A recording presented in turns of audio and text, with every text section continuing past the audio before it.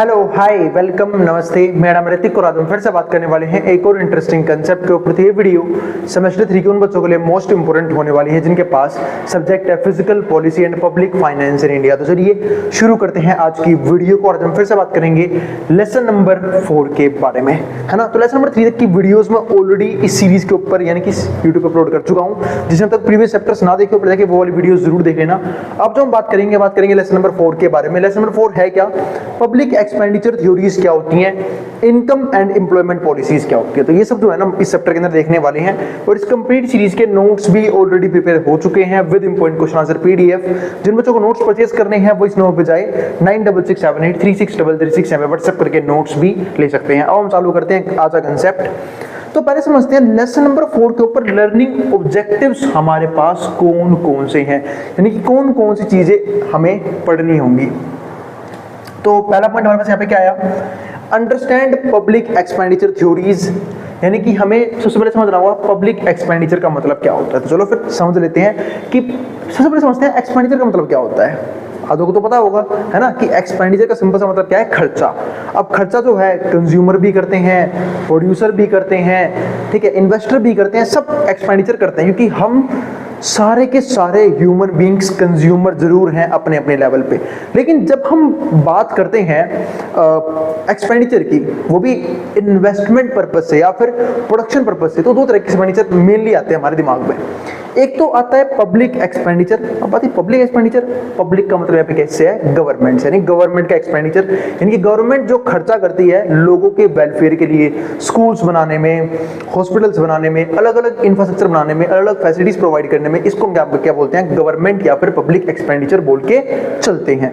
दूसरा हमारे पास क्या होता है, प्राइवेट एक्सपेंडिचर। अब प्राइवेट एक्सपेंडिचर क्या होते हैं, वो प्रोड्यूसर्स यानी कि जो प्राइवेट सेक्टर के अंदर काम कर रहे हैं, यानी कि प्राइवेट कंपनीज जो कहीं ना कहीं हमें अलग अलग तरह के गुड्स और अलग अलग तरह की सर्विस प्रोवाइड करने का काम कर रही है। जैसे कि फॉर एग्जांपल अब ये टाटा पावर है जिसकी हम इलेक्ट्रिसिटी यूज करते हैं, या फिर टाटा की अलग अलग कंपनीज हैं जिनके हम व्हीकल्स यूज करते हैं, या फिर पावर्स यूज करते हैं। फिर अलग अलग सेक्टर में जो भी प्राइवेट सेक्टर के अंदर जो कंपनीज काम कर रही है वो सब किसके अंदर आता है, प्राइवेट एक्सपेंडिचर का पार्ट बनता है। तो दो तरह के एक्सपेंडिचर हमारे पास मेन है, एक है पब्लिक एक्सपेंडिचर और एक है प्राइवेट एक्सपेंडिचर। थोड़ा सा और अच्छे से पढ़ेंगे डीप में कि इनके बीच में सिमिलरिटीज क्या क्या है, सिमिलरिटीज भी देखेंगे, डिफरेंसेस भी देखेंगे, सब कुछ आज की वीडियो में डिस्कस करने वाले हैं इन दो टाइप के एक्सपेंडिचर्स के बारे में। तो पहले हमने एक चीज समझ ली कि पब्लिक एक्सपेंडिचर थ्योरीज का मतलब हमारे पास क्या होता है। दूसरा इसकी और अलग अलग थ्योरीज भी हैं, वो हम डिस्कस करेंगे आने वाले टॉपिक्स में। दूसरा जो पॉइंट आता है वो क्या आता है, एनालाइज द रिलेशनशिप। हमें रिलेशनशिप एनालाइज करनी पड़ेगी between public expenditure, income and employment, कि पब्लिक एक्सपेंडिचर का इनकम से कैसा रिलेशन होता है और उसी का एम्प्लॉयमेंट जनरेशन से कैसा रिलेशन होता है। ठीक है, ये सब जो है ना आपस में बहुत ज्यादा क्या होते हैं, इंटर रिलेटेड होते हैं, और वो किस प्रकार से इंटर रिलेटेड होते हैं वो हम डिस्कस करेंगे। ठीक है, तीसरा जो रनिंग ऑब्जेक्टिव है इस चैप्टर का, examine income and employment policies. हमें इनकम और एम्प्लॉयमेंट से रिलेटेड पॉलिसीज भी डिस्कस करनी होंगी। तो ये हमारे पास क्या है, मेन 3 लर्निंग ऑब्जेक्टिव इस चैप्टर के, और मेरे हिसाब से मैं इस चैप्टर को 3 वीडियोस में कवर करवा दूंगा, है ना। यानी कि लेसन नंबर जो है, अब यूनिट नंबर 1 तो खत्म हो चुका है, यूनिट नंबर 2 चालू है। यूनिट नंबर 2 में 2 लेसन है हमारे पास, है ना, लेसन नंबर 4 और लेसन नंबर 5।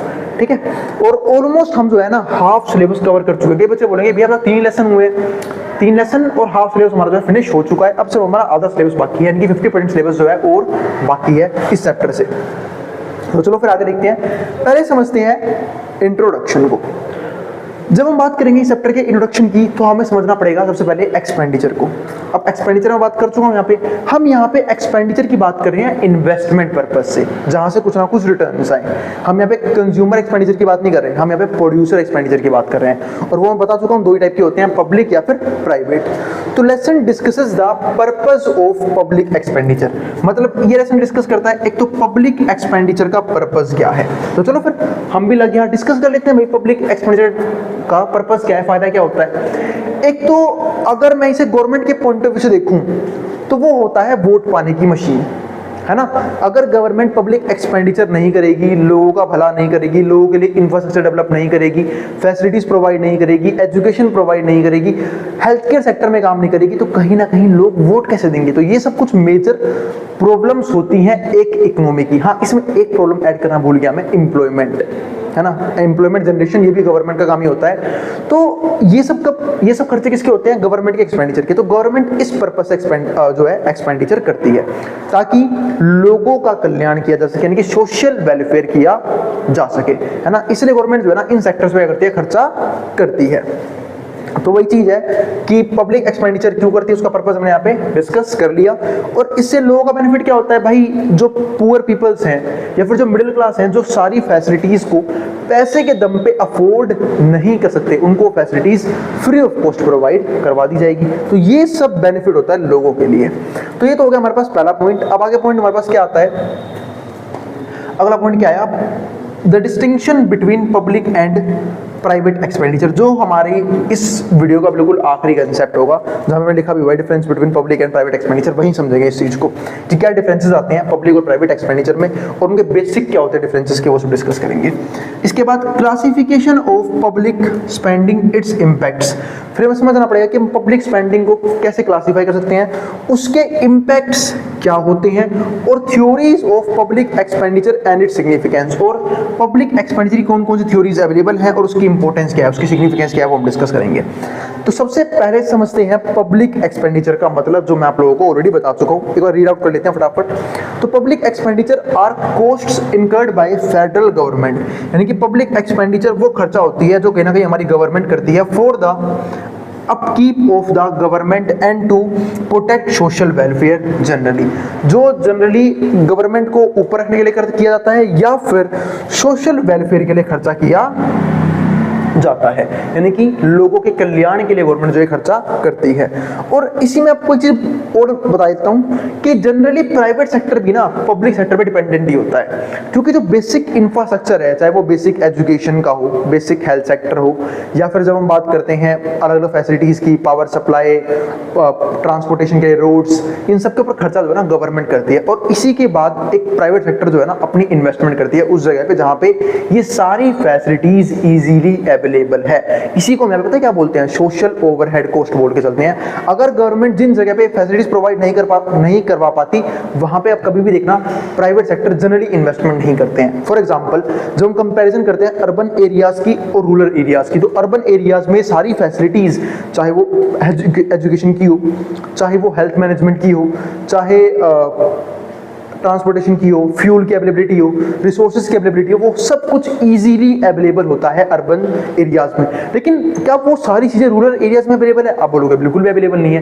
तो यही एक रीजन है कि रूरल एरियाज में ना जनरली प्राइवेट सेक्टर अपनी इन्वेस्टमेंट नहीं करते हैं। अर्बन एरियाज में इंडस्ट्रियलाइजेशन काफी तेजी से होता है, क्योंकि वहां पे सारी फैसिलिटीज इजीली अवेलेबल होती है प्राइवेट सेक्टर के लिए भी। It refers to expenditure made by public authorities, इसको हम वो भी बोलते हैं कि वो खर्चा जो कहीं ना कहीं पब्लिक अथॉरिटीज करती हैं, सच एज नेशनल गवर्नमेंट, जैसे नेशनल गवर्नमेंट हो गया जिसको हम सेंट्रल गवर्नमेंट बोल के चलते हैं, state governments and other municipal entities with in nation for things like infrastructure. जब हम इंफ्रास्ट्रक्चर की बात करते हैं, जैसे किन चीजों पर खर्चा होता है, एक तो इंफ्रास्ट्रक्चर पर सकता है, पेंशन्स पे गवर्नमेंट खर्चा करती है कि भाई जो लोग एबल नहीं है इनकम जनरेट करने के, है ना, उनको भी पेंशन्स प्रोवाइड की जाए, and health care. It serves to safeguard residents and advance their social and economic well-being। और यही नहीं, ये कहीं ना कहीं रेजिडेंट्स के लिए सेफगार्ड होता है। दूसरा, सोशल और इकोनॉमिक लेवल पे ये ग्रोथ देता है लोगों को। In other words, all expenses incurred by government are referred to as public expenditure। तो आप इसे ये भी कह सकते हो कि जो भी एक्सपेंडिचर, जो भी खर्चा गवर्नमेंट करती है उसको हम क्या बोलते हैं? पब्लिक एक्सपेंडिचर बोल के चलते हैं। यानी कि शॉर्ट में सारे एक्सपेंडिचर चाहे वो किसी भी सेक्टर के अंदर किए गए हों, अगर वो गवर्नमेंट कर रही है तो उसको हम पब्लिक एक्सपेंडिचर ही बोलते हैं। तो ये हो गया हमारे पास। अब हम कंपैरिजन करने वाले हैं पब्लिक एक्सपेंडिचर का और प्राइवेट एक्सपेंडिचर का, कि प्राइवेट एक्सपेंडिचर कैसे पब्लिक एक्सपेंडिचर से अलग है, तो वो समझते हैं। और अगर सबसे स्ट्रॉन्ग कौन है, तो जनरली हम बोलते हैं पावर के मामले में पब्लिक एक्सपेंडिचर प्राइवेट एक्सपेंडिचर से ज्यादा स्ट्रॉन्ग है। अगर पैसे के मामले में बोलोगे तो प्राइवेट एक्सपेंडिचर पब्लिक एक्सपेंडिचर से ज्यादा स्ट्रॉन्ग होता है ना।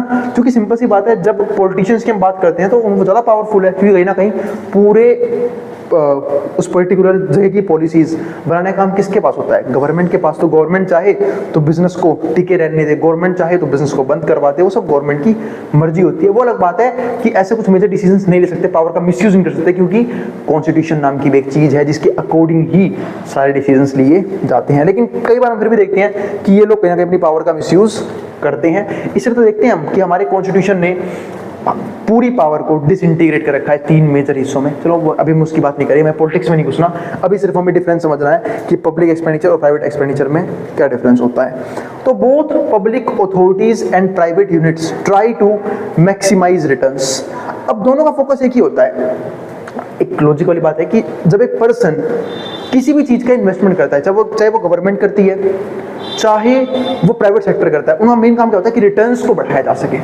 अब जब गवर्नमेंट इन्वेस्ट कर रही है तो सोचते हैं कैसे सोशल वेलफेयर को मैक्सिमाइज किया जा सके, यानी कैसे लोगों का कल्याण ज्यादा से ज्यादा कर पाए वो, है ना। लेकिन जब प्राइवेट सेक्टर इन्वेस्ट करता है तो ये सोच के करता है कि कैसे अपना प्रॉफिट को मैक्सिमाइज किया जाए, है ना। तो एक बेसिक डिफरेंस बनता है। तो वही चीज यहाँ पे है कि बोथ पब्लिक अथॉरिटीज हो चाहे प्राइवेट यूनिट्स हो try to maximise returns per unit to of expenditure, यानी कि अपने एक्सपेंडिचर के अकॉर्डिंग रिटर्न्स को मैक्सिमाइज करने की कोशिश करते हैं। It is said neither the public nor private individuals likes to वेट्स इट्स एक्सपेंडिचर, यानी कि ना तो गवर्नमेंट के पास इतना पैसा है ना ही प्राइवेट सेक्टर के पास इतना पैसा है कि वो कहीं ना कहीं अपने एक्सपेंडिचर्स को वेस्ट करते हुए नजर आते हैं विदाउट एनी रिटर्न, बिना किसी रिटर्न के। तो ऐसा तो नहीं होता।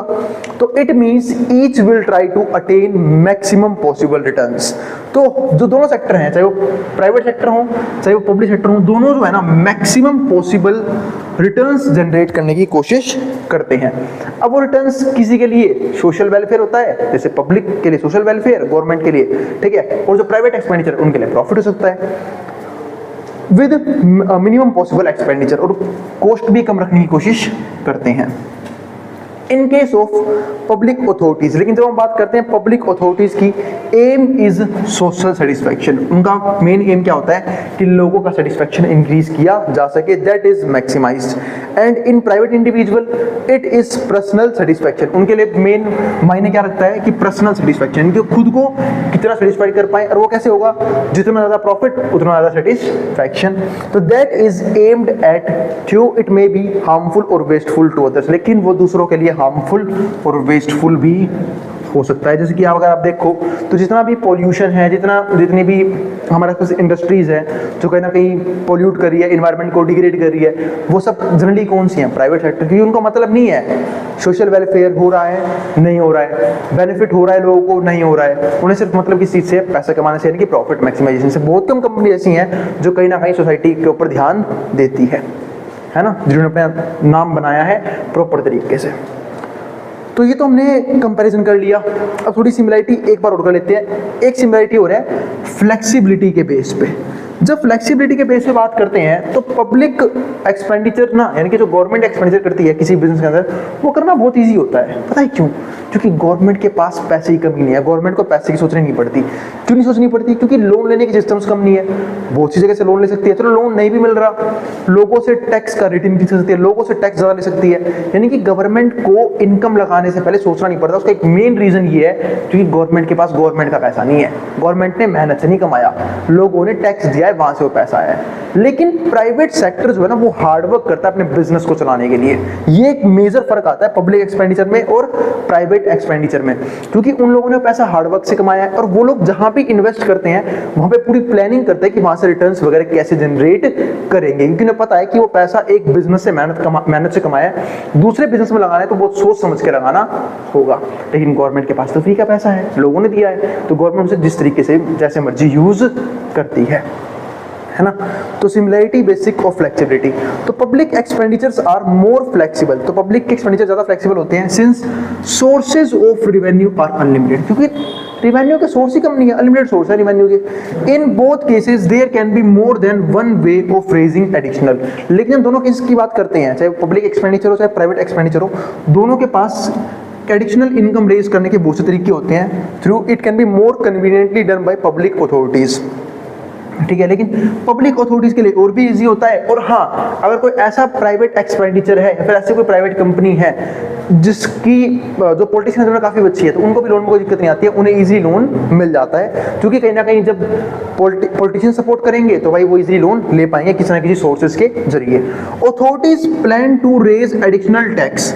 अब जो अथॉरिटीज होती हैं, अथॉरिटीज कौन सी? पब्लिक अथॉरिटीज, वो एडिशनल टैक्स बताया मैंने, टैक्स रेट बढ़ा सकती है, नॉन टैक्स रेवेन्यू भी जनरेट कर सकती है, और बोरोइंग उधार भी ले सकती है, चाहे वो वर्ल्ड बैंक से हो चाहे वो आरबीआई से हो, बोरोइंग कर सकती है, और even raising taxation in various forms, और अदर फॉर्म्स के जरिए भी टैक्स को रेज कर सकती है। But private units can raise additional income, जो प्राइवेट यूनिट है वो एडिशनल इनकम रेज कर सकती है थ्रू शीर हार्ड वर्क। किस तरीके से? हार्ड वर्क करके, यानी कि मेहनत करके, और by borrowing from the market, या फिर मार्केट से बोरो करके, यानी कि मार्केट से पैसा बोरो करके ही वो लोग कहीं ना कहीं पैसा जनरेट कर सकते हैं, या फिर हार्ड वर्क करके ही पैसा जनरेट कर सकते हैं। इसलिए यहाँ पे फ्लेक्सिबिलिटी थोड़ी सी कम नजर आती है। अब कुछ डिफरेंसेस हैं, ये तो हमने कंपैरिजन किया है फैक्टर्स के बेस पे, ठीक है। अब डिफरेंसेस चेक कर लेते हैं कि पब्लिक और प्राइवेट एक्सपेंडिचर में कौन कौन से डिफरेंसेस हमें देखने को मिलते हैं। तो ये हमारे कुछ बेसिस हैं, ये पब्लिक एक्सपेंडिचर है, ये प्राइवेट एक्सपेंडिचर है। वैसे तो ये पूरा पॉइंट की फॉर्म में गिवन था, बट मैंने ना इसको इजीली समराइज कर दिया है, बाकी एक्सप्लेन आपको अच्छे से करके ही आना है वो, ठीक है। तो समझते हैं कौन कौन से डिफरेंस। पहले समझते हैं स्पेंडिंग के ऊपर। जब हम स्पेंडिंग के बारे में बात करते हैं तो पब्लिक एक्सपेंडिचर यानी कि गवर्नमेंट जो खर्चा करती है वो जनरेट करती है सोशल वेलफेयर के लिए, और सोशल वेलफेयर का मतलब क्या है? सोसाइटी का वेलफेयर। और सोसाइटी में किसका वेलफेयर? लोगों का। तो जोन से लोग ज्यादा होंगे गवर्नमेंट उन पे ज्यादा ध्यान देती है। फॉर एग्जांपल अगर मैं इंडिया की बात करूं तो इंडिया में रिच सेक्टर या फिर जो रिच क्लास है वो बहुत कम है ना, 10% मान लो, 15%, 20% मान लो, लेकिन बाकी लोग जो क्या है वो या तो मिडिल क्लास है या फिर पुअर लोग हैं। तो गवर्नमेंट का मेन फोकस होता है उनके ऊपर कि भाई, क्योंकि भाई मेन वोट कहाँ से आएगा? उन लोगों से। और जो अमीर लोगों ने फर्क नहीं पड़ता गवर्नमेंट क्या वेलफेयर करे क्या नहीं करे, क्यों? उनके पास रिसोर्सेज हैं इतने कि वो अच्छी फैसिलिटीज खुद अपने लिए बना सकते हैं, उन्हें गवर्नमेंट पे डिपेंडेंट नहीं रहना किसी फैसिलिटी के लिए। तो गवर्नमेंट जो है ना मेनली काम करती है या तो पुअर क्लास के लिए या फिर मिडिल क्लास के लिए कि भाई इनको फैसिलिटीज कैसे प्रोवाइड की जा सकती हैं, यानी कि स्पेंडिंग पे फोकस करती है बेसिक पब्लिक गुड के, कि भाई बेसिक पब्लिक गुड कैसे प्रोवाइड किया जा सकता है, ठीक है। दूसरा मतलब जैसे फॉर एग्जांपल अच्छा बेसिक पब्लिक में आएगा एजुकेशन हो सकता है, हेल्थ, रोटी मतलब फूड, शेल्टर, ठीक है, हाउस, इन सब पर ध्यान देती है गवर्नमेंट, यानी कि कहीं ना कहीं बेसिक पब्लिक गुड प्रोवाइड करने की कोशिश करती है, ठीक है। तो वहाँ पे खर्चा करती है मेनली गवर्नमेंट। लेकिन जो प्राइवेट एक्सपेंडिचर है वो जनरली किस पे होता है? जनरली लग्जरी गुड या फिर कॉस्ट इफेक्टिव। ऐसे गुड जो कॉस्ट इफेक्टिव है, जो कहीं ना कहीं उन्हें अच्छा प्रॉफिट कमा के देंगे, वो कभी भी ऐसे बिजनेस में पैसा इन्वेस्ट नहीं करते जहाँ पे उनका पैसा डूबने का चांस हो, ठीक है। तो जो गुड्स अच्छे हैं वहाँ पैसा लगाते हैं। दूसरा लग्जरी गुड्स पे पैसा खर्च करते हैं, यानी कि जनरली देखो जो भी लग्जरी गुड आपको लगता है जो गिवन है वो सब किसके द्वारा है? वो कौन बनाती है? प्राइवेट सेक्टर जनरली जनरेट करती है उन्हें। तो ये तो फर्क हो गया एक्सपेंडिचर के हिसाब से, है ना, सॉरी स्पेंडिंग के हिसाब से। तो यहाँ पे बेसिक पब्लिक गुड पे खर्चा होता है, वहाँ पे लग्जरी गुड्स पे जनरली खर्चा किया जाता है प्राइवेट सेक्टर के जरिए। दूसरा जो पॉइंट है पर्पस क्या होता है, दोनों के पर्पस भी अलग अलग है। अब पर्पस जो है यानी कि मोटिव जिसको हम बोल देते हैं, पर्पस बोलो मोटिव बोलो बात एक ही है, ठीक है। तो पब्लिक एक्सपेंडिचर जनरली होता है सोशल वेलफेयर के लिए, कि गवर्नमेंट ध्यान देती है कि कैसे लोगों का कल्याण किया जाए, सोसाइटी का जो है ध्यान रखा जाए, सोसाइटी को बेस्ट से best facilities free of cost या फिर कम से कम रेट में प्रोवाइड की जा सके, तो वो होता है सोशल वेलफेयर। यहाँ पे मेन पार्ट क्या होता है? Profit maximisation.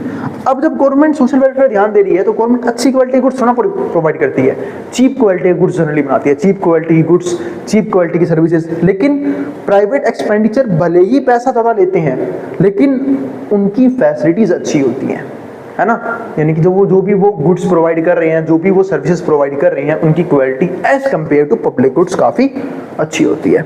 तीसरा जब हम बात करते हैं इलास्टिसिटी की, तो ये मोर इलास्टिक है पब्लिक एक्सपेंडिचर और ये लेस इलास्टिक है, ठीक है। बस इतना याद रखो, बहुत है इतना, इससे फालतू में याद करने की जरूरत नहीं है कि इलास्टिसिटी क्या होती है। बाकी आप लोगों ने माइक्रोइकोनॉमिक्स से पढ़ रखा होगा क्योंकि हमें पूरा चैप्टर आता है ईडी निकालने का, ठीक है, उसकी भी हम बात नहीं करेंगे, ठीक है। स्टैंडर्ड पे बात करते हैं। जब हम बात करते हैं स्टैंडर्ड पे यानी कि क्वालिटी की जब हम बात कर लेते हैं तो भाई पब्लिक एक्सपेंडिचर कैसी होती है? लो क्वालिटी, है ना, लो क्वालिटी।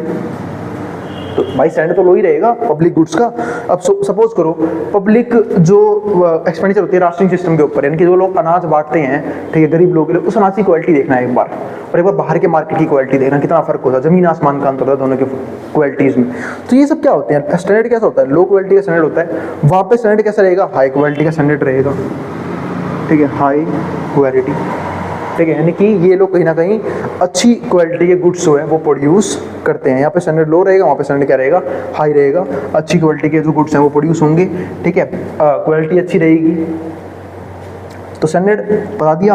अब बात करते हैं इफेक्टिवनेस की। जब हम बात करते हैं इफेक्टिवनेस की, तो इफेक्टिव या फिर एफिशिएंसी, तो जो पब्लिक एक्सपेंडिचर है वो क्या होगा, लो इफेक्टिव एंड एफिशिएंट, यानी कि स्लो प्रोसेस होती है, कॉस्ट इफेक्टिव भी नहीं होता। गवर्नमेंट को ये तक नहीं बताता उसका पैसा जो उन्होंने खर्च किया है किसी सर्विस को देने में, किसी गुड्स को बनाने में, क्या प्रॉपर तरीके से लगा भी है या नहीं लगा है। हम बहुत सी जगह देखते हैं कि गवर्नमेंट बोलते हैं कि हमने सड़क बनाने पर इतना पैसा खर्च कर दिया, पुल बनाने पर इतना पैसा खर्च कर दिया, वो खर्च होता ही नहीं है वहाँ पे। देखते हैं पुल तो सिर्फ किताबों में बना है, रियलिटी में पुल बना ही नहीं है। ऐसे बहुत से स्कैम्स होते हैं, या फिर अगर वो चीज़ बनाई भी गई है तो चीप क्वालिटी के रॉ मटेरियल्स यूज़ किए गए हैं कि बहुत जल्दी खराब हो जाएगी, डेप्रिशिएट हो जाएगी, फिर दोबारा पैसा लगाना पड़ेगा। तो ज़्यादातर पैसा जो है ना करप्शन में ही दबके रह जाता है। और हमारे देश में ना भ्रष्टाचार की कोई कमी नहीं है, इस टाइम पे करप्शन हाई लेवल पे है, यानी कि सबको, चाहे वो गवर्नमेंट सेक्टर के अंदर ऐसे लोग हैं जो गवर्नमेंट जॉब के अंदर कर रहे हैं, जो लोग बात करते हैं भाई ईमानदारी की, 90% डिपार्टमेंट करप्ट है। पॉलिटिशियंस तो थे ही करप्ट, जो बाकी डिपार्टमेंट है वो भी क्या होते हैं, हमारे करप्ट होते चले जाते हैं, जिनको सिर्फ मतलब होता है कि हम कैसे पैसा निकाल लें अपने हिस्से का। मतलब एक बार हम सेक्टर में लगे, गवर्नमेंट सेक्टर में, तो हमें सिर्फ अपने पैसे मतलब हम कैसा पैसे कमा लें, ठीक है, हम कैसे अपनी वेल्थ बिल्डअप कर ले, बाकी उसमें कोई मतलब नहीं होता कि सोशल लेवल पर चीज़ें कितनी बेकार होती जा रही हैं। तो लो इफेक्टिव एंड एफिशिएंट इफेक्टिवनेस के मामले में। और वहाँ पे अगर मैं बात करूँ पब्लिक प्राइवेट एक्सपेंडिचर की, तो ये होता है हाई इफेक्टिव और एफिशिएंट, मतलब बहुत ज़्यादा इफेक्टिव और बहुत ज़्यादा एफिशिएंट, क्योंकि ये लोग अपने हर एक पाई का हिसाब रखते हैं, ध्यान रखते हैं कि जो भी खर्चा कर रहे हैं, जिन भी गुड्स पे कर रहे हैं, जिन भी सर्विस पे कर रहे हैं, वो प्रॉपर तरीके से हो पाए। आप कंपैरिजन ही कर लो। आप अगर मान लो मैं दिल्ली की बात करूँ, अब दो तरह की फैसिलिटीज आती हैं, एक आती है DMRC की जिसमें हम मेट्रो में ट्रैवल करते हैं, एक आती है इंडियन रेलवे की लोकल ट्रेन्स। दोनों कंपैरिजन कर लो, ज़मीन आसमान का फ़र्क है। ठीक है, मानता हूँ किराया फालतू ले रहे हैं वो, लेकिन फैसिलिटीज़ के लिए देखो, टाइम बच रहा है वहाँ पे। अब टाइम से इम्पोर्टेंट कोई सोचते हो, टाइम बच रहा है, फैसिलिटी अच्छी मिल रही है, आप प्रॉपर तरीके से जा रहे हो।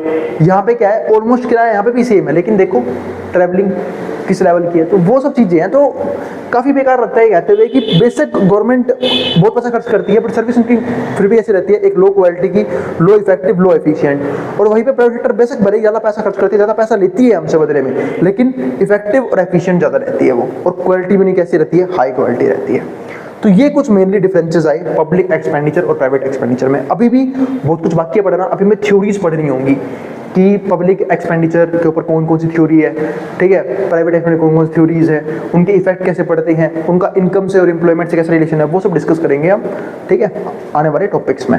तो जो लेसन नंबर 4 है हमारे पास, वो क्या है, पब्लिक एक्सपेंडिचर थ्योरीज क्या होती हैं, इनकम एंड एम्प्लॉयमेंट पॉलिसीज क्या होती हैं। तो पब्लिक एक्सपेंडिचर की बात कर चुका हूँ, हाँ, थ्योरीज अभी हमने डिस्कस नहीं करी है, एक थ्योरी तो हम इस वीडियो के बिल्कुल आखिरी में डिस्कस करेंगे, और बाकी चीजें भी हम डिस्कस करेंगे इस वीडियो के अंदर। और इस कंप्लीट सीरीज के नोट्स भी ऑलरेडी प्रिपेयर हो चुके हैं with important question answer PDF। जिन बच्चों को नोट्स परचेज करने हैं वो इस नंबर पर जाए 9667836333 पे व्हाट्सएप करके नोट्स भी ले सकते हैं। अब हम चालू करते हैं कंसेप्ट। तो कंसेप्ट क्या है, इफेक्ट्स ऑफ पब्लिक एक्सपेंडिचर, यानी कि पब्लिक एक्सपेंडिचर के कौन कौन से इफेक्ट्स हमें देखने को मिलते हैं रियल लाइफ में। तो अब तक हमने ये डिस्कस किया कि पब्लिक एक्सपेंडिचर कौन से होते हैं, वो एक्सपेंडिचर जो गवर्नमेंट करती है लोगों का वेलफेयर करने के लिए, यानी कि सोशल वेलफेयर के लिए, वेलफेयर को मैक्सिमाइज करने के लिए, उसको हम क्या बोलते हैं, पब्लिक एक्सपेंडिचर बोलते हैं। अब उसके इफेक्ट्स भी समझ लेते हैं कि करके। वैसे तो ज्यादातर इफेक्ट पॉजिटिव ही होते हैं सारे के सारे, है ना, क्योंकि ये क्या होता है लोगों के लिए। तो चलो देखते हैं क्या क्या इफेक्ट्स होते हैं इसके।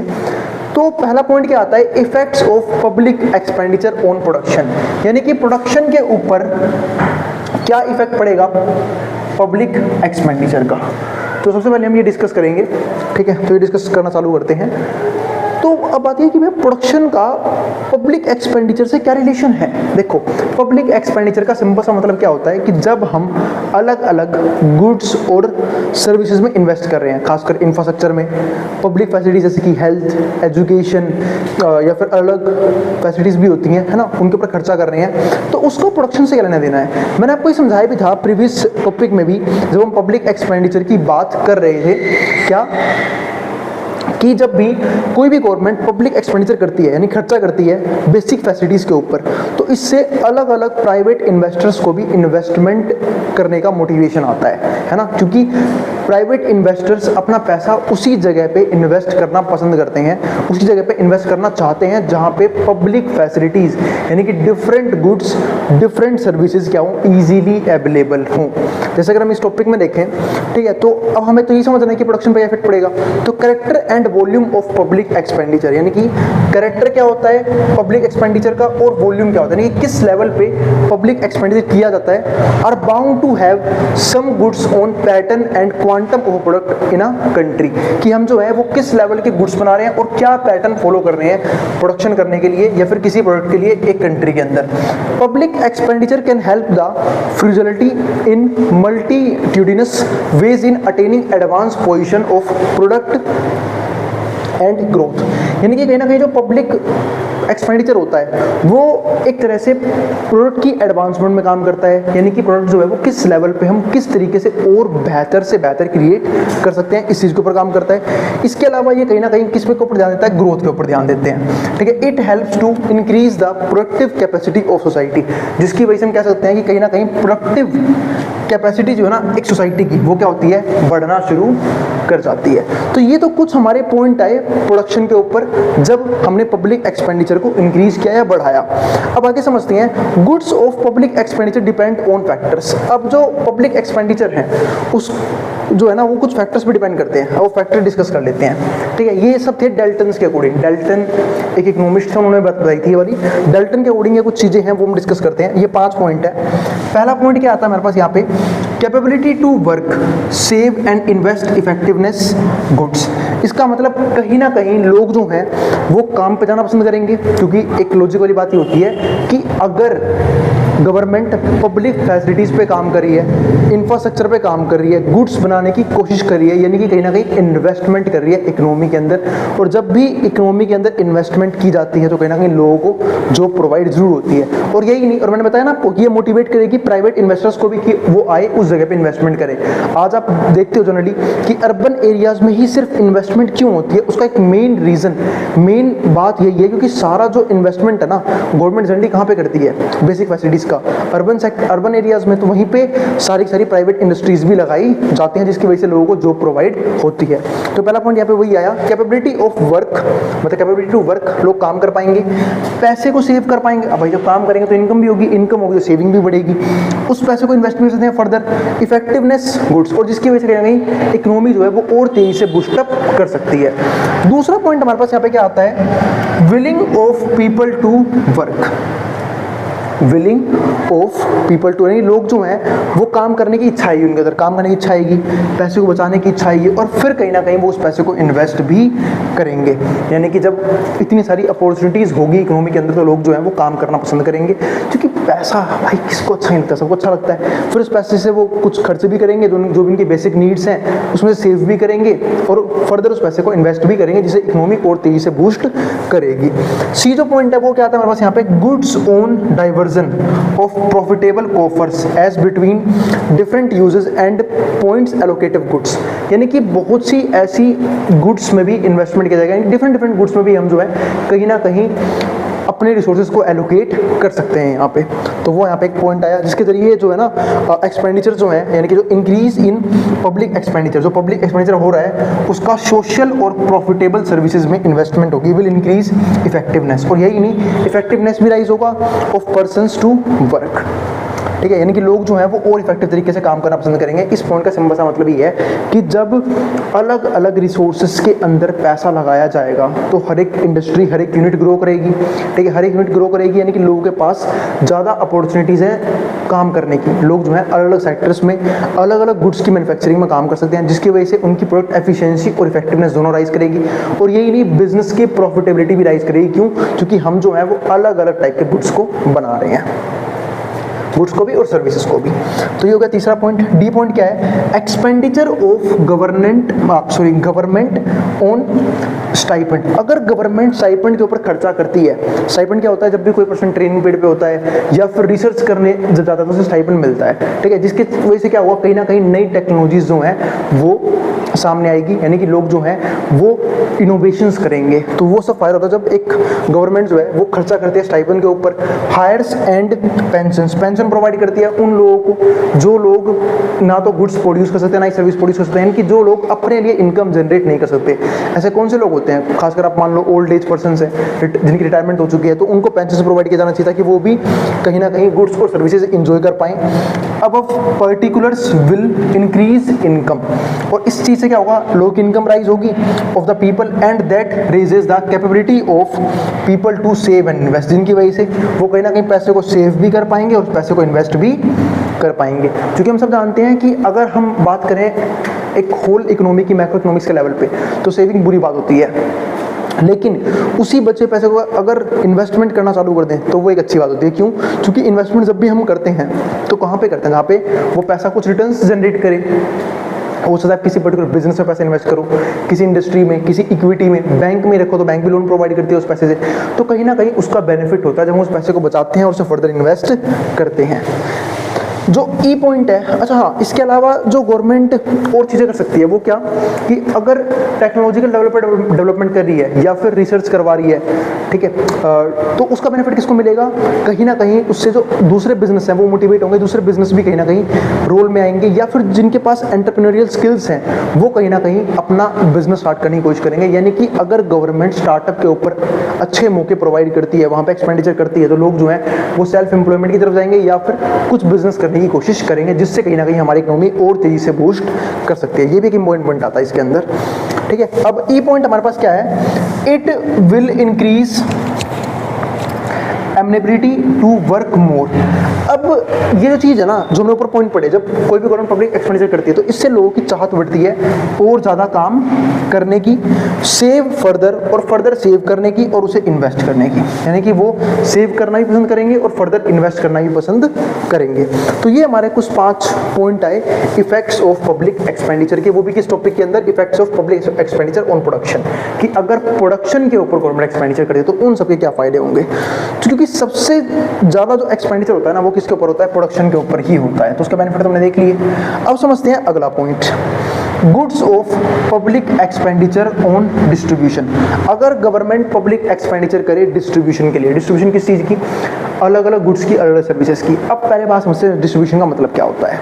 यानी कि यहाँ पे कहीं ना कहीं गवर्नमेंट बात कर रही है वेल्थ को, गुड्स को, सर्विसेज को हर एक पीपल में, यानी कि जो भी लोग हैं उन सब में डिस्ट्रीब्यूट करने की, जिसकी वजह से क्या होगा, कहीं ना कहीं गरीबी कम होगी, जिनके पास रिसोर्सेज की कमी है उन तक भी रिसोर्सेज पहुंचेंगे, जब उन तक रिसोर्सेज पहुंचेंगे उनका लिविंग स्टैंडर्ड राइज करेगा, और यही नहीं, जो इनइक्वालिटी है वो भी क्या होगी, खत्म होनी शुरू हो जाएगी। यानी कि जो गरीब हैं जो और गरीब होते जा रहे हैं, जो अमीर है वो और अमीर होते जा रहे हैं, उनका जो गैप है ना, जो इतना बड़ा गैप बन चुका है, वो गैप खत्म हो सकता है इस तरीके से। तो इसलिए गवर्नमेंट क्या करती है, यहाँ पे goods of public expenditure on distribution, यानी कि खर्चा करती है गुड्स और सर्विसेज को लोगों में डिस्ट्रीब्यूट करने के लिए, है ना। जैसे कि हम बात करते हैं, जो गवर्नमेंट का काम क्या होता है कि भाई जो भी बेसिक फैसिलिटीज़ है, चाहे वो हेल्थ की हो, एजुकेशन की हो, या फिर जो बाकी फैसिलिटीज़ हैं वो हर एक लोगों तक पहुंचाना जिन लोगों तक वो नहीं पहुंच रही, खासकर पुअर पीपल्स तक। एजुकेशन के लिए गवर्नमेंट स्कूल्स हैं, हेल्थ केयर सिस्टम के लिए पब्लिक हॉस्पिटल्स हैं, यानी कि गवर्नमेंट हॉस्पिटल्स हैं। इसके अलावा जो अदर फैसिलिटीज़ हैं जैसे कि फ्यूल, ठीक है, या फिर हम बात करते हैं हाउसिंग की, शेल्टर की, फूड की, क्लोथ्स की, वो सब जो गवर्नमेंट डिस्ट्रीब्यूट करेगी, ठीक है, उन सब चीज़ों का बेनिफिट किसको मिलेगा, आम लोगों को भी मिलेगा। तो ये एक पॉइंट आया, goods of public expenditure on distribution. तीसरा पॉइंट क्या आता है, public spendings effects on stability of economy. इस तरीके से कहीं ना कहीं इकोनॉमी के अंदर स्टेबिलिटी भी लाई जा सकती है। स्टेबिलिटी कैसे, क्योंकि देखो अगर रिच पीपल्स और ज़्यादा रिच होते चले जाएंगे और जो पुअर पीपल्स हैं वो ज़्यादा गरीब होते चले जाएंगे, जिसके चक्कर में क्या होगा, कहीं ना कहीं इकोनॉमी के अंदर जो स्टेबिलिटी है वो हार्म होगी। लेकिन अगर हम इस गैप को खत्म करते हैं तो स्टेबिलिटी मेंटेन होगी। दूसरा एक पॉइंट ये भी आता है कि कई बार जो है ना इकोनॉमिक डिप्रेशन में फंस जाते हैं हम लोग। जैसे अगर आपको मैं फर्दर एग्जाम्पल दूँ कोविड-19 का, वहाँ पर भी कुछ ऐसा ही हुआ था, इकोनॉमी लगातार जो है वो क्या हो गई थी, गिरती चली गई थी, है ना। हम इकोनॉमी के लिए हमारी ग्रोथ रुक गई, उल्टा नेगेटिव ग्रोथ होनी शुरू हो गई। तो उससे बचने के लिए गवर्नमेंट ने क्या किया, फिर से अपने रिसोर्सेज, है ना, यानी कि जो भी पैसा हमारे पास फंड में मौजूद था, जो भी हमने पैसा बचा रखा था, सेविंग्स थी गवर्नमेंट की, वो पैसा लोगों पे लगाना शुरू किया, यानी कि रिसोर्सेज को फिर से एलोकेट करना शुरू कर दिया, ताकि लोगों की जो लाइफ है, फिर जो लिविंग स्टैंडर्ड है वो खतरे में नहीं आनी चाहिए। ये भी एक चीज़ होती है कि पब्लिक स्पेंडिंग जो है ना वो इफेक्ट करती है, यानी कि स्टेबिलिटी ऑफ इकोनॉमी को और जो है ना वो बनाए रखती है। अगर ऐसा ना किया जाए तो कहीं ना कहीं स्टेबिलिटी ऑफ इकोनॉमी खतरे में आ सकती है या फिर आ जाएगी, और खासकर किसी बुरे टाइम में अगर ये होता है तो। फोर्थ पॉइंट क्या आता है? फोर्थ पॉइंट हमारे पास economic growth and impact of government spending. अब इकोनॉमिक ग्रोथ से क्या मतलब है? अरे इतनी बार ये बात मैंने अभी डिस्कस कर ली है कि जब गवर्नमेंट अलग अलग चीज़ों में, अलग अलग गुड्स में, अलग सर्विसेज में को लेके खर्चा करेगी तो सिंपल सी बात है, लोगों का लिविंग स्टैंडर्ड राइज करेगा, लोग काम करने की इच्छा रखेंगे। जब लोग काम करेंगे तो कहीं ना कहीं लोगों का लिविंग स्टैंडर्ड राइज करेगा। तो हम कह सकते हैं ना कि हम इकोनॉमिकली और ज़्यादा स्ट्रॉन्ग होते चले जाते हैं, और ज़्यादा स्ट्रॉन्ग होते चले जा रहे हैं। क्यों? क्योंकि पब्लिक स्पेंडिंग जो है वो लगातार क्या हो गया? इंक्रीज कर रही है।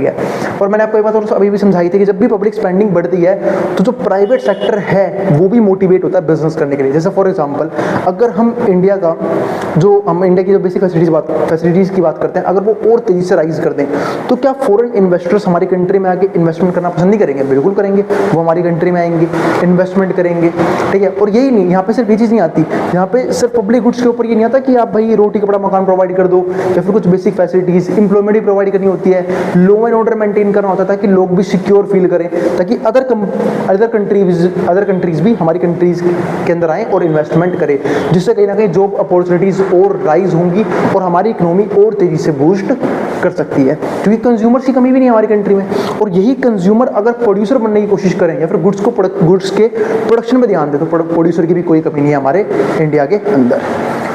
तो ये हमारे कुछ पॉइंट्स होते हैं जब पब्लिक एक्सपेंडिचर होता है, यानी कि ये वो सारे इफेक्ट्स हैं जो किसकी वजह से आते हैं? सिर्फ और सिर्फ पब्लिक एक्सपेंडिचर की वजह से आते हैं।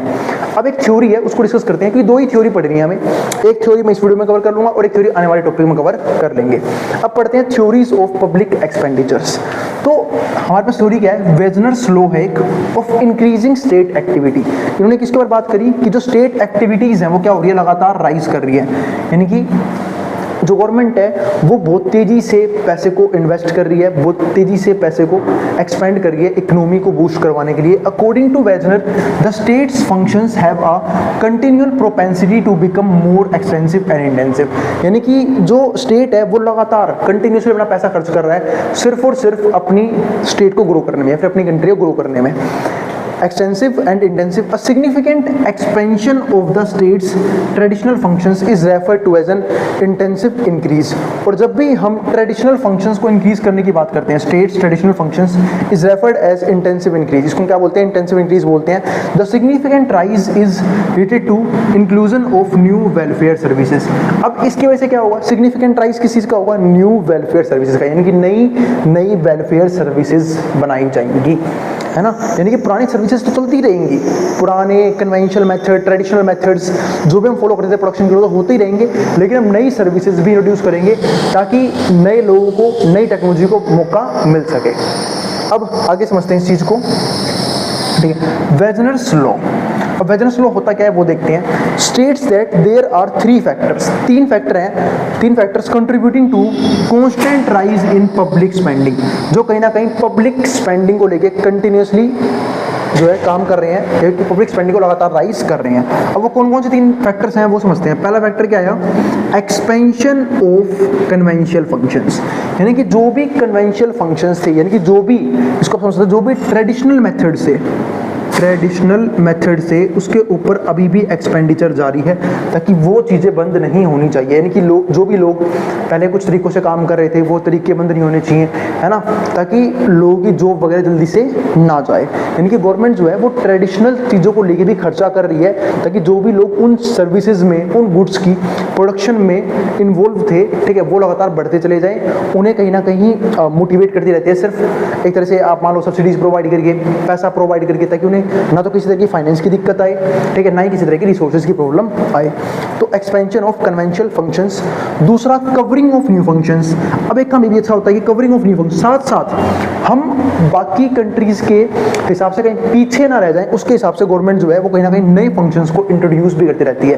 क्या पुरानी टेक्नोलॉजीज तो पे काम करे तो अच्छी बात है, आपने पुरानी कोई स्किल सीखी आप उस पर काम करे अच्छी बात है, लेकिन आपको इनोवेट भी होना पड़ेगा, है ना, यानी कि आपको नई स्किल्स अपस्किल भी करना पड़ेगा, आपको नई स्किल सीखनी पड़ेगी, जिसके जरिए हम जो कहीं ना कहीं जो नई चीज़ें हो रही हैं हमारे आसपास हम उसको भी सीख पाएँ और उन गुड्स को और उन सर्विसेज को भी जनरेट कर पाएँ।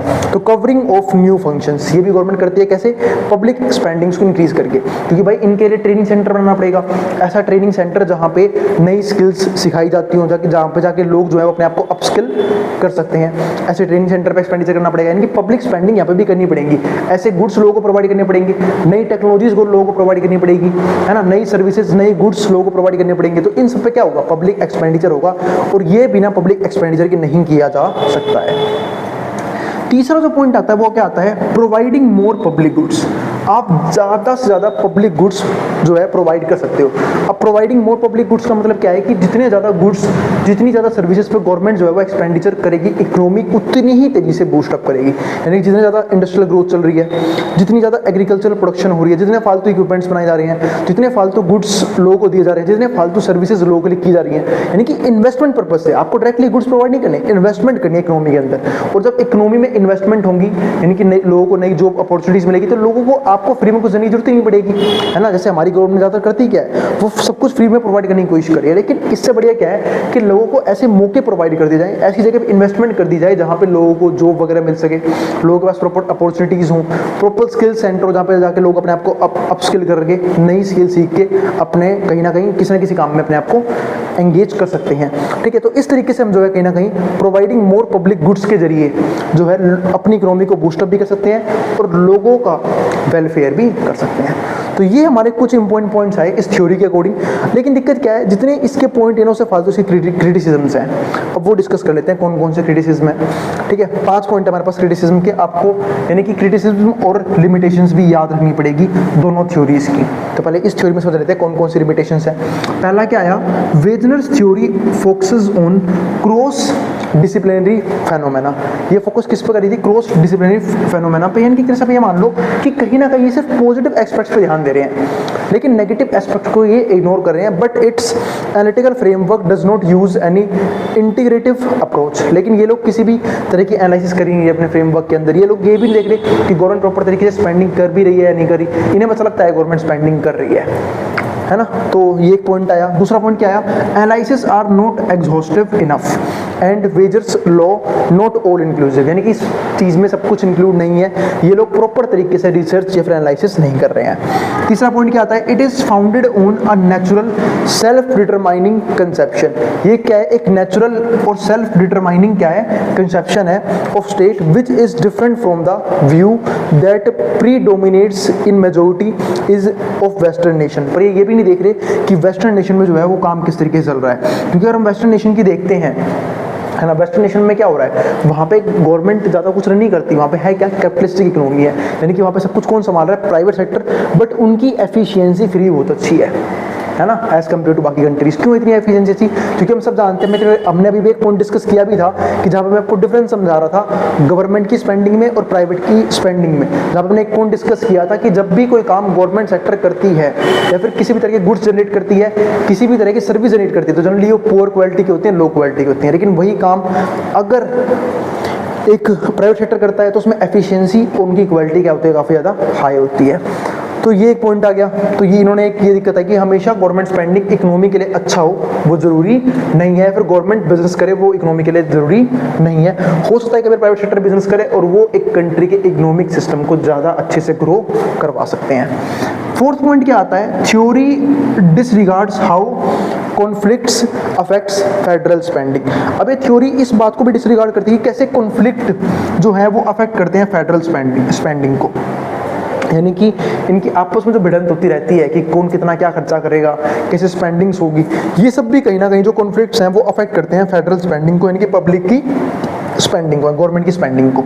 लास्ट पॉइंट क्या है, it emphasizes a long term trend, ये कहीं ना कहीं एक long term trend, it emphasizes a long term trend in public economic activity, यानी कि लॉन्ग टर्म ट्रेंड देख के चलते हैं while largely ignoring the important temporal patterns, लेकिन ये भी देखना भूल जाते हैं कि इनिशियल टाइमिंग पे क्या क्या चीज़ें हो रही हैं, है ना। यानी कि लॉन्ग टर्म में जो चीज़ें होंगी वो तो होंगी। जैसे फॉर एग्जांपल, इसके लिए एक बेस्ट एग्जांपल है, जैसे गवर्नमेंट नहीं सोचती कि हम जो है 2030 तक ऐसा कर देंगे, 2050 तक ऐसा कर देंगे, ठीक है। तो वो चीज़ें अलग हैं, वो तो करेंगे।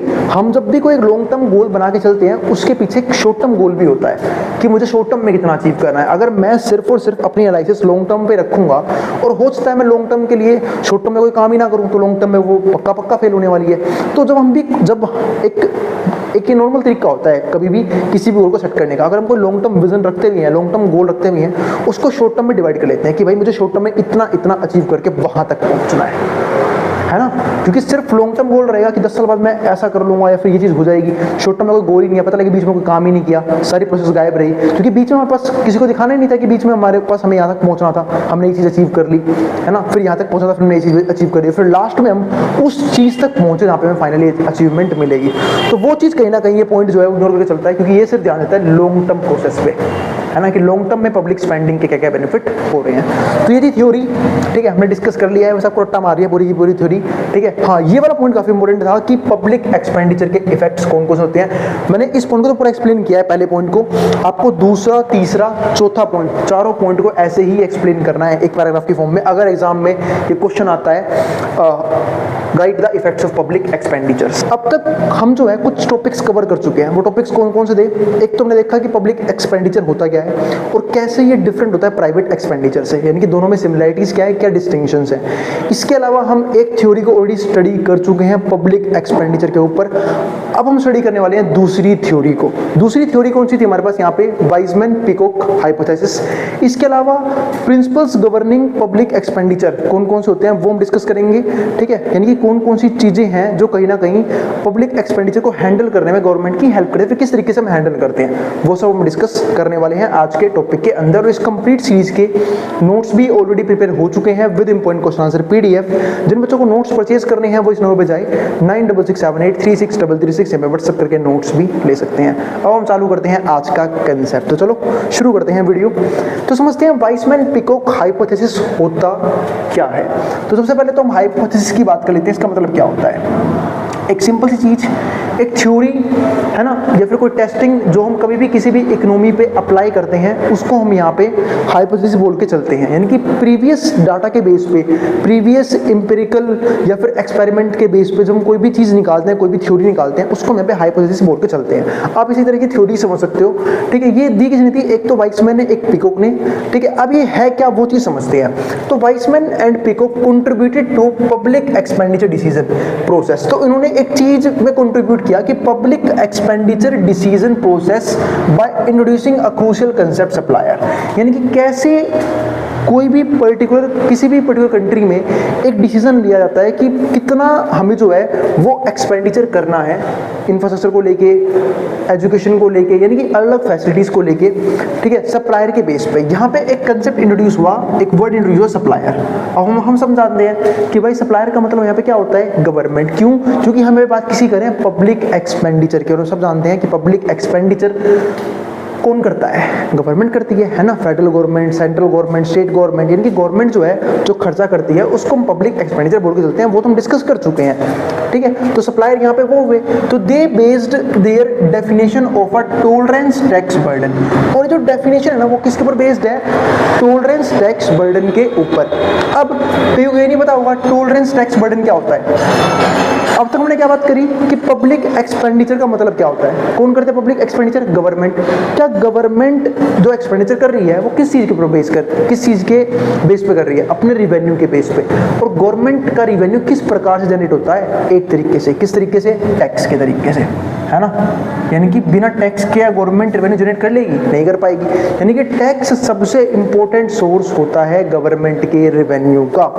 तो वही देखो, तो ये चीज जो है ना सप्लायर, यानी कि किस लेवल पे गवर्नमेंट एक्सपेंडिचर करेगी, ये इस बात पे डिपेंड करता है कि गवर्नमेंट का रेवेन्यू कितना है, और गवर्नमेंट का रेवेन्यू किस पे डिपेंड करता है, टैक्स पे।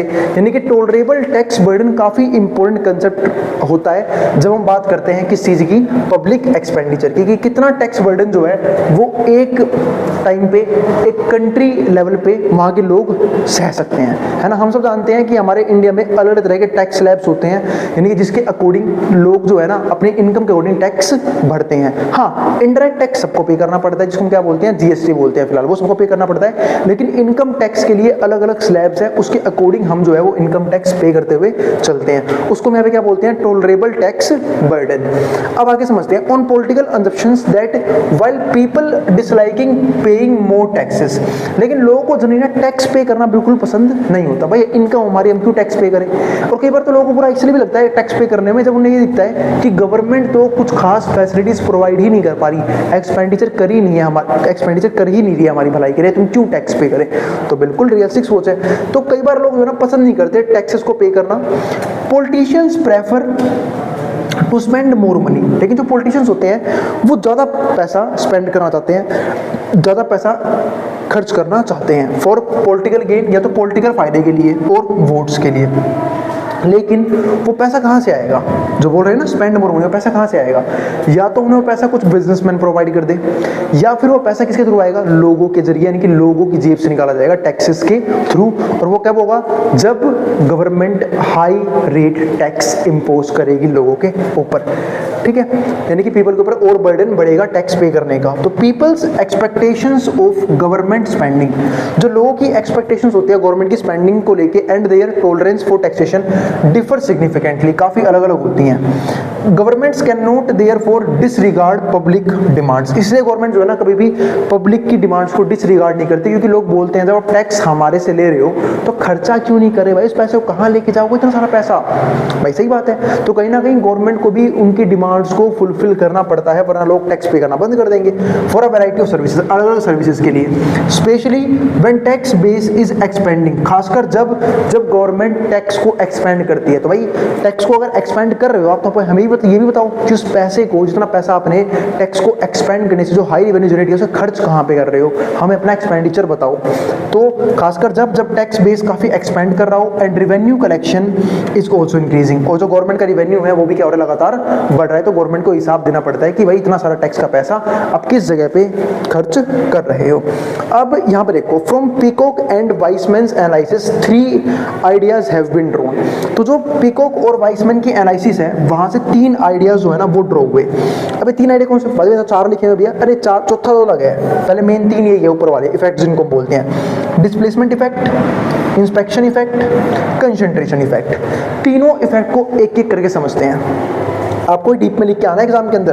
पहले समझते हैं डिस्प्लेसमेंट इफेक्ट क्या होता है। कई बार क्या होता है, हमारी कंट्री है ना कुछ बुरे दौर से गुजर रही होती है, या तो मान लो कि जैसे फॉर एग्जांपल कि वॉर वगैरह छिड़ गया हमारी कंट्री या किसी कंट्री के साथ, तो ऐसे केसेस में जो गवर्नमेंट है ना वो अपने पुराने एक्सपेंडिचर को, ऐसे एक्सपेंडिचर को जो इतने जरूरी नहीं है करने, वो बंद कर देती है। क्यों? क्योंकि जब किसी कंट्री का वॉर होता है, वॉर हो रखा होता है किसी और कंट्री के साथ, तो भाई वॉर के ऊपर भी खर्चा होगा, लोग उस वॉर में इन्वॉल्व होंगे, लोगों को सैलरीज देनी पड़ेंगी, वेजेस देने पड़ेंगे, हथियार यूज होंगे, यानी कि वॉर के ऊपर इकोनॉमिकली बहुत ज्यादा खर्चा पड़ता है। तो और गवर्नमेंट जो है वो टैक्स को भी और इंक्रीज नहीं कर सकती। क्यों? क्योंकि टैक्स भाई जितना लोग पे कर पाएंगे उतना ही तो गवर्नमेंट इंपोज कर सकती है। अभी थोड़ा बोलेगी कि भाई जी आपके पास इतनी सैलरी आ रही है, सारी आप हमें पे कर दो, ठीक है, हम अभी वॉर लड़ने जाएंगे। लोग कहेंगे यार हम बेवकूफ थोड़ा बैठे हैं यहाँ, तुम्हें लड़ने के लिए हम टैक्स देते रहे यहाँ, ठीक है। तो एक लेवल तक ही गवर्नमेंट जो है वो टैक्स को एक्सपेंड कर सकती है, उसके बाद गवर्नमेंट टैक्स को एक्सपेंड नहीं कर सकती।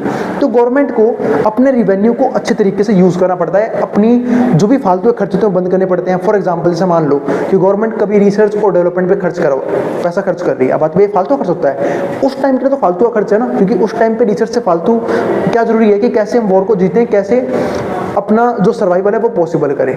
तो वो उस चीज़ के लिए गवर्नमेंट अपने सारे फालतू खर्चे रोकती है, ताकि रिवेन्यू का जो भी पैसा बच रहा है उसे कहाँ पे लगाया जाए, वॉर को जीतने में, फिर वॉर के अंदर लगाया जा सकता है। तो इसी को पता है क्या बोलते हैं यहाँ पे, डिस्प्लेसमेंट इफेक्ट, यानी कि जब गवर्नमेंट अपने रिवेन्यू को एक जगह से हटा के दूसरी जगह शिफ्ट कर देती है।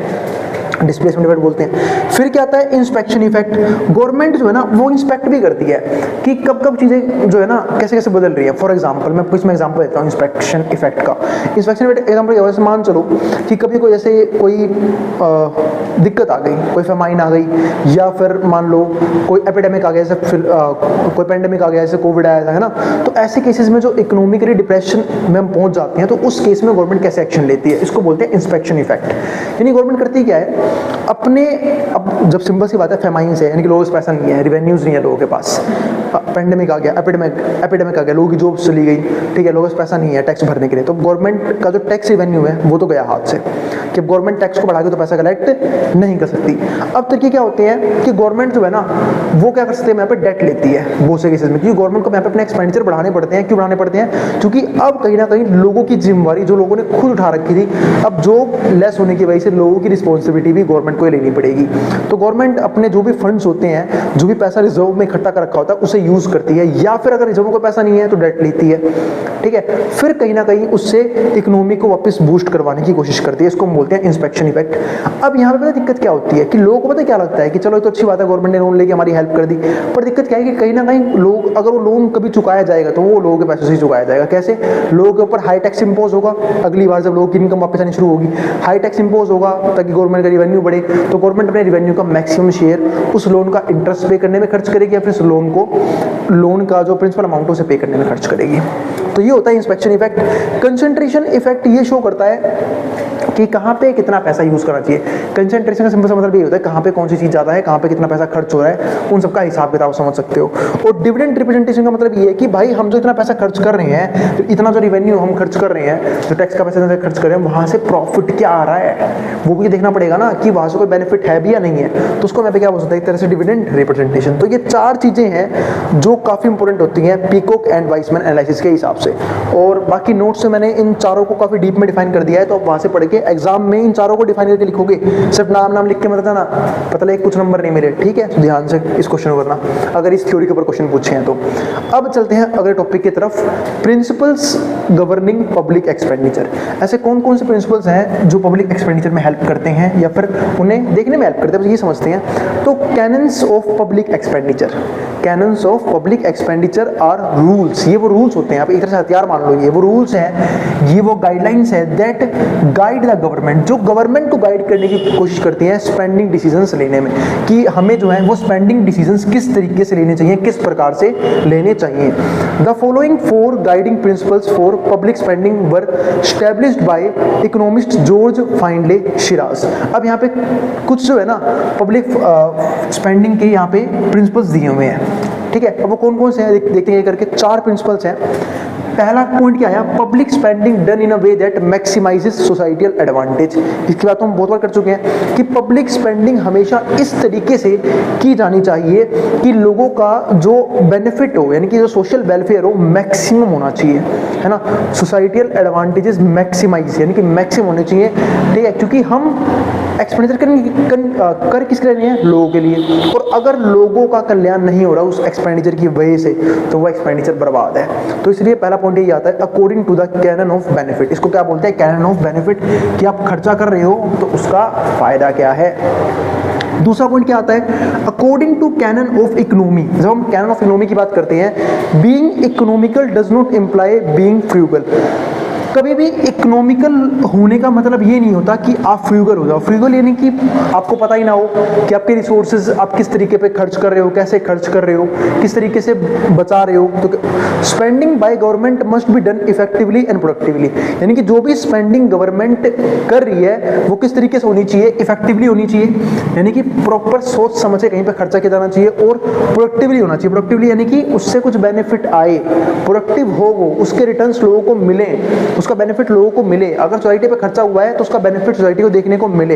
ऐसा नहीं एक्सपेंडिचर कर रहे हैं पर ना तो वो इफेक्टिवली हो रहा है ना ही वो प्रोडक्टिवली हो रहा है, यानी कि सोसाइटी को किसी तरह का बेनिफिट नहीं हो रहा।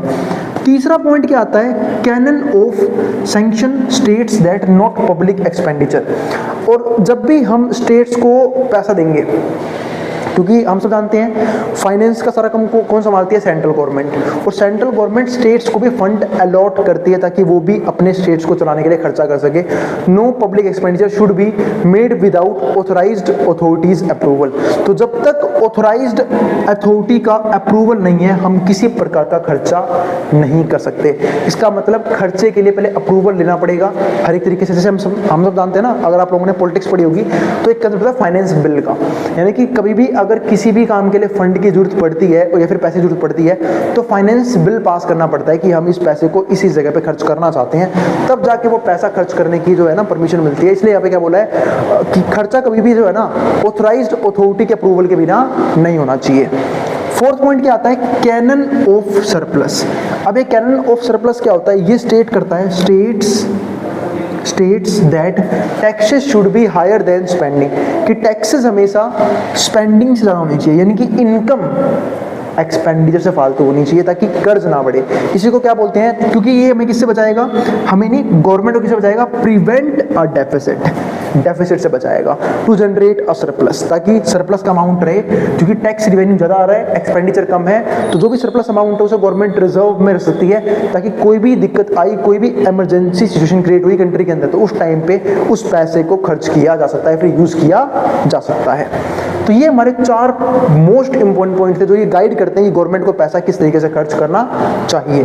देयर आर 3 मोर कैनन्स, 3 मोर हैं, 3 और ज़्यादा कौन से हैं। पहला क्या है, the canon of elasticity states that breadth of expenditure policy should be adequate, मतलब हम जो खर्चा कर रहे हैं वो एडिक्वेट अमाउंट में होना चाहिए, ना तो इतना कम ना तो इतना कंजूस होना है कि पब्लिक फैसिलिटीज ना दे प्रोवाइड कर पाए, सारा पैसा बचा कर रख लिया हमने, लोगों पे खर्च नहीं कर पा रहे, लोग बेचारे भुखमरी में, ठीक है, जिंदा है, भूखे मर रहे हैं, ठीक है, तो ऐसा काम नहीं होना चाहिए, एडिक्वेट अमाउंट में खर्चा करना चाहिए और ना ही बहुत ज़्यादा कि हम अमाउंट को वेस्ट कर रहे हैं।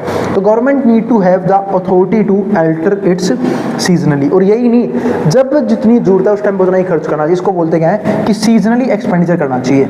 अगर कभी लग रहा है कि इकोनॉमी में ज़्यादा इन्वेस्टमेंट की जरूरत है तो उसमें ज़्यादा खर्चा कर दो, कभी लग रहा है कि इकोनॉमी जो है काफ़ी अच्छे तरीके से रन कर रही है, अभी इतना खर्चा करने की, इतना एक्सपेंडिचर करने की जरूरत नहीं है, तो फिर वहाँ पर इतना खर्चा नहीं होना चाहिए। दूसरा पॉइंट क्या आता है, द कैनन ऑफ प्रोडक्टिविटी। अब जब एक कैनन ऑफ प्रोडक्टिविटी की हम बात करते हैं, states that government spending should promote economic output efficiency, यानी कि जो गवर्नमेंट का खर्चा है उसमें एक चीज़ हमें और देखनी चाहिए, वो प्रमोट करता होना चाहिए इकोनॉमिक आउटपुट एफिशिएंसी को, यानी कि जब इकोनॉमी के ऊपर खर्चा हो रहा है तो उसकी आउटपुट की एफिशिएंसी भी बढ़नी चाहिए। एक तो इफेक्टिव तरीके से खर्चा, ताकि जिस भी चीज़ पर इतना पैसा लगाया जाना चाहिए, इतना पैसा लग रहा है, बीच में करप्शन नहीं होना चाहिए कि पता लगे 20 से सारा पैसा ही गायब हो गया, 100 रुपये अलॉट हुए थे किसी काम के लिए, सिर्फ 10% उस काम में लगाए गए, बाकी 90 जो रुपीज़ हैं वो सब कहीं ना कहीं किसी कोई पॉलिटिशियन खा गया, कोई गवर्नमेंट का ऑफिसर लेके चला गया, तो ऐसी चीज़ें नहीं होनी चाहिए। इसका मतलब पैसा इफेक्टिव तरीके से खर्च हो। दूसरा, एफिशिएंसी होनी चाहिए आउटपुट के अंदर, यानी कि जो आउटपुट प्रोड्यूस हुआ है वो अच्छा आउटपुट प्रोड्यूस हुआ है। कई बार ये भी हमने सुना है ना, कई बार न्यूज़ में स्कैम्स आते हैं कि अलग अलग घोटाले होते हैं कि भाई कहीं पर इतना पैसा दिया गया तो उतना फंड, उसमें से सिर्फ 10% फंड उस जगह पर लगाया गया, नकली चीज़ें बना के तैयार कर दी, ठीक है, और बाद में क्या होता है, फिर कहीं पुल टूट जाता है, कभी सड़कें टूट जाती हैं, क्यों, क्योंकि नकली मटेरियल यूज़ किया है, बाकी पैसा लोगों ने खा लिया, सिर्फ फॉर्मेलिटी के लिए उस चीज़ को कंप्लीट कर लेते हैं, ठीक है, कम से कम पैसा लाके, और बाकी पैसा लोग जो है वो कंज्यूम कर लेते हैं। लेकिन गवर्नमेंट किस लिए देता है कि भाई गवर्नमेंट इसलिए देती है कि उसे इस तरीके से बनाओ, इतना मजबूत बनाओ कि फ्यूचर तक रन करे, यानी कि एक लॉन्ग टर्म इन्वेस्टमेंट के लिए गवर्नमेंट सोचती है। लेकिन लोग क्या करते हैं कि शॉर्ट टर्म फॉर्मेलिटी पूरी कर देते हैं, फिर उस चीज़ को छोड़ देते हैं और बाकी पैसा कंज्यूम कर लेते हैं खुद।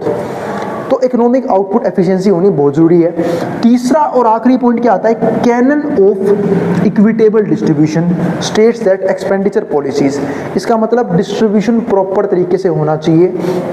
States that expenditure policy should be aim to reduce disparity कम से कम हो, यानी कि लोगों के बीच में जो है इनइक्वालिटी को हमें खत्म करना है, और इनइक्वालिटी कब खत्म होगी, जब डिस्ट्रीब्यूशन प्रॉपर तरीके से होगा। And should be created with under privilege in mind, और अंडर प्रिविलेज होना चाहिए माइंड के तौर पे। तो ये सारी चीज़ें होनी जो है ना काफ़ी इंपॉर्टेंट है। अगर मान लो डिस्पैरिटीज रहेंगी, ठीक है, डिस्पैरिटीज कम नहीं हो पाई तो क्या फ़ायदा ऐसे डिस्ट्रीब्यूशन का, जो डिस्पैरिटीज को कंट्रोल नहीं कर पा रही, इनइक्वालिटी को रिड्यूस नहीं कर पा रही, है ना। हम जब बात करते हैं डिस्ट्रीब्यूशन की, तो डिस्ट्रीब्यूशन जनरली किसको, गवर्नमेंट किन के लिए काम करती है, पुअर या फिर मिडिल क्लास पीपल के लिए। तो डिस्ट्रीब्यूशन इस तरीके से होना चाहिए कि वो पुअर क्लास जो है ना वो धीरे धीरे अपनी बेसिक नीड्स को फुलफिल कर पाए, ठीक है, एक अच्छा लिविंग स्टैंडर्ड जो है वो स्पेंड कर पाए। और जो मिडिल क्लास है वो तो ऑलरेडी कर रहा है, वो थोड़ा सा और इंप्रूव कर पाए अपने आप को।